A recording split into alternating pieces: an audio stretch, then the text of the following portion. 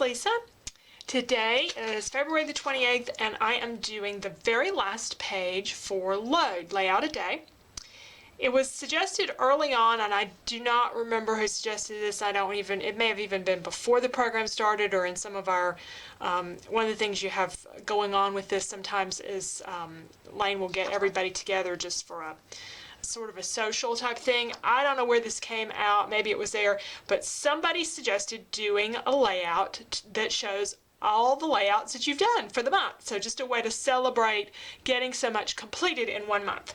And I have done 17, or I will with this one, 17 layouts for Load, plus some other things for the month for my two-page terrific class. So I've done a lot of things this month, and I wanted to do a page to celebrate the Load layouts and also to capture kind of my feelings with it. I like this concept so much I may go back and do this to another favorite class that I had last spring with mixed media, because it would kind of show my progression if I show some of the projects that I've done.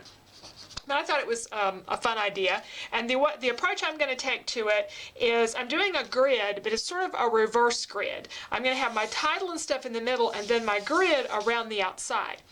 Now I have to tell you, this was the most tedious sketch I ever created. There are tricks to, lining everything up and stuff when you're doing a sketch like this, but it was still tedious, and I'm going to need to do a little bit of cleanup to it if I do the sketches book again for 2014. So the way this works is I have 1.5 inch squares. They're part photos, part pattern paper, and part blank with nothing in there, so I don't completely cover the entire space. And a few embellishment groups. I've had my photos printed. I took the photos that I had ready to upload for my blog, because I blog all of these things. And then they were very easy. They were already cropped and everything, so I just resized them to 1.5 inch squares and printed those out, or had them printed. Now this would be super easy if I had a 1.5 inch square punch, but I don't. So what I'm going to need to do is use my paper trimmer or scissors to cut these things down. I'm also going to have to embrace imperfection, because with the paper trimmer I'll get very close, but there's going to be times when it's just not going to be a perfect 1.5 inch square, and I'll lay all these things down. One thing might overlap another. That's going to be okay with me. I'm going to live with it, especially where the photos are concerned, because I only have one copy of each one. The pattern papers, I've realized that I needed things that were very, very basic, just tone on tone kinds of things. So I picked a couple of 6x6 pads from my mind's eye that just have a lot of tone on tone prints and some of the colors that I use in the layout. For the circle embellishments, I have a couple of possibilities. I know these would work with some things inside of them, but I have these, I think these are from Fancy Pants. I don't remember. They came in a kit that I bought probably a couple of years ago, and I like some of these designs and the size and stuff, so I'm going to see if perhaps I can work those in. For my title, I went to my old chipboard. I still hang on to this.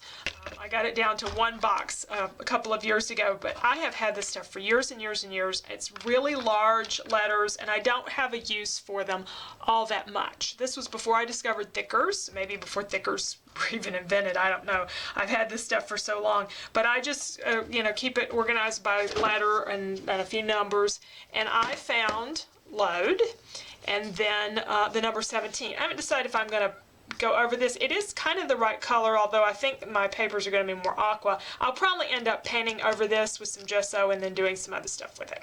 But anyway, first thing to do though is to mark my grid so I can lay some things out.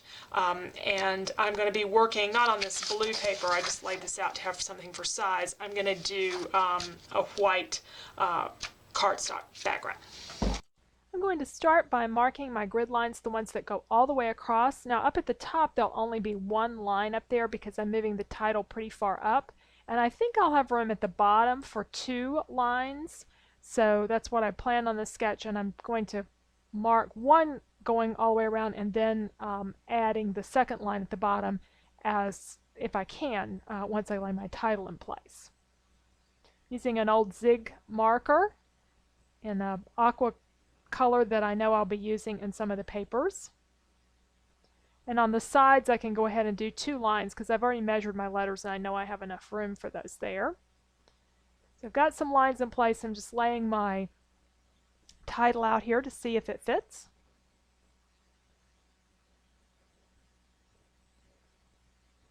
And there'll be another word, layers, there. I was thinking of die cutting it at this point, but I should have enough room for that and a little bit of journaling, and still have one more row of photos and paper down at the bottom.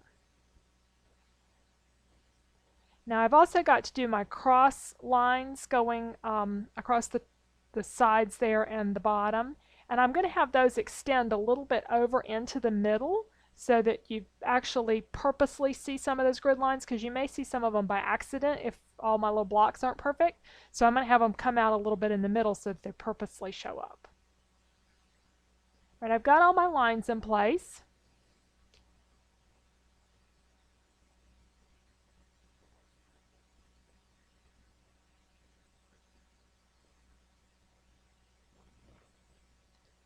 And I have room there for my journaling, and it's time to trim down those photos and start placing those. I trimmed them with the paper trimmer. A few of them needed a little bit of extra help to get some of the white edging off, although there's white background paper, it's not going to matter that much. But I went ahead and trimmed them down, and I'm using the sketch. So I worked so hard on this sketch, I'm just going to use it to do my arrangement, and I can always move some of these before I glue them down. I left spaces for 16 photos. Of course, if you were doing this with your photos, you could do more or less photos. I counted them up, and then I remembered that I have one right there in the middle that I'd forgotten to put in its proper little block. Trying out these round embellishments, I have had these things for quite some time, and I've tried them on a few other layouts, and they just never seem to quite work out. I'm not sure they're going to work out here. They're just kind of my placeholders for right now. See if I need to move some of the photos around what will look best to me. And I counted up how many little blocks of pattern paper that I need, and kind of roughly how many different designs I wanted. I don't want more than, say, 3 of any one pattern paper. So I cut those down into 1.5 inch squares, and then I'm just placing those also according to the placement on the sketch. But what I do first, I take each color and I put all of whatever I have for that color. So those 2 striped ones, I only have 2 of those cut. Of each of the stripes, I scatter those out so I don't end up with too many things close together or too much of the same color close together. I almost had 2 yellows right there together. And I'm sorry, the top is cut off, but you will see that in just a moment when we see the full page. Okay.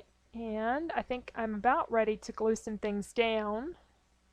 Just deciding if I want to move anything.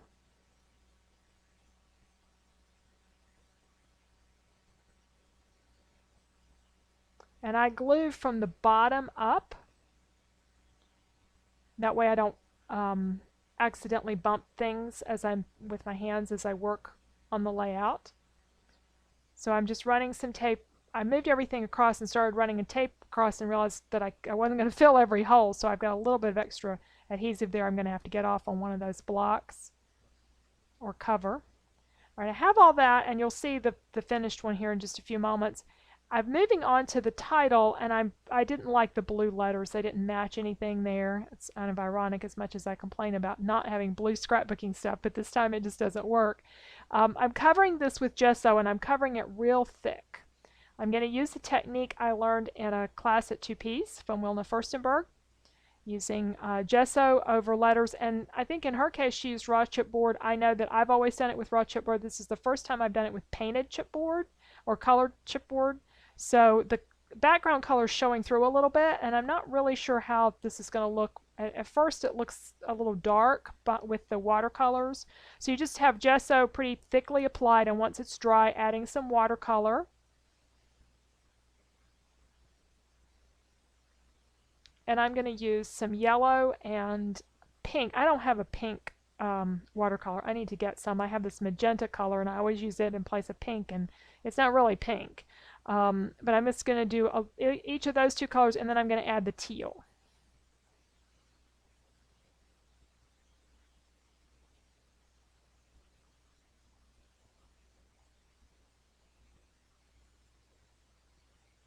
Soaked up a little bit of extra there, and I think the colors are really working out. And I almost stopped here and I realized I need just a little more teal, and I'm very careful not to overdo it because this is the point in a project where I can overload it a little bit there. All right, I let those dry, and while I was working on the 17 up there, I painted it a navy color. I went ahead and did some of that wood veneer because those chipboard pieces were not working, and the wood veneer pieces worked really well, and I thought they looked good in that navy. I'm using some die cut flowers. One of my objectives with Load was to use some of the stuff in my stash, and this is one of the things in my stash. The colors are not perfect matches, but when they're all layered together, I think they look pretty good together. The yellow is a little bit greener than the other yellow, and I've got a teal there. What I didn't have was pink, so I decided to use some pink brads in the middle of each of those flowers. And I will be putting those on in just a moment. What I need to do now is to finish the title. It's going to say 17 load layers, and my plan is to write out the word layers. Our challenge today was to do something that wasn't in our style. It is not my style to use my handwriting on the page, and I don't know that if I've ever used my handwriting for a title before. So this is a big deal to me, and I know I said the wrong word a while ago. I said layers. It's 17 load layouts.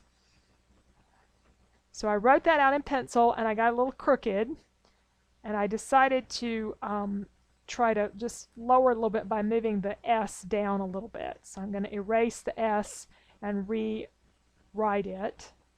Again, we're embracing imperfection here.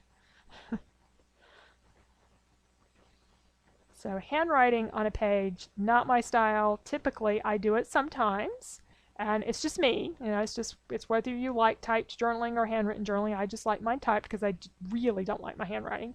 And so handwriting a title is a big change.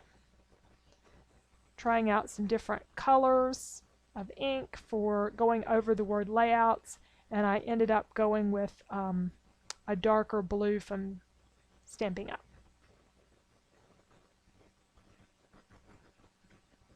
Speeding up the video just a little bit, although it doesn't really look like it, but I have this actually now going at 4 times the speed. I went over these letters really slowly. And I've printed out my journaling, and there's one thing that's bothering me. I walked back up to stairs here after lunch, and I'm seeing this layout, and when you look at the sketch, all of the photos are little blue squares. So there's that unity to it, and I don't have the unity now. So I think the problem is that the middle is white, and those other little squares, the areas that are left over, are white. And it was just too much of one color, whether it's white or any other color. I can't fix the middle, but I can add in those other little squares. So I took some cardstock, some light pink cardstock, and I put it in between or around in those areas that didn't have anything filled in, and now I've got to add it around that one thing that's glued down. And what I found helped me was the spatula from the Cricut. And I got those all in place after lifting up that wood veneer piece, and this little spatula worked really well. I was very pleased with that. I put the journaling down and added the date, and now it's a much more unified page to me because the middle really stands out with the white background, and then the outside has those pink squares that kind of tie everything together. So I followed the sketch pretty closely, except for adding those extra bits of cardstock, and now we'll look at some close-ups.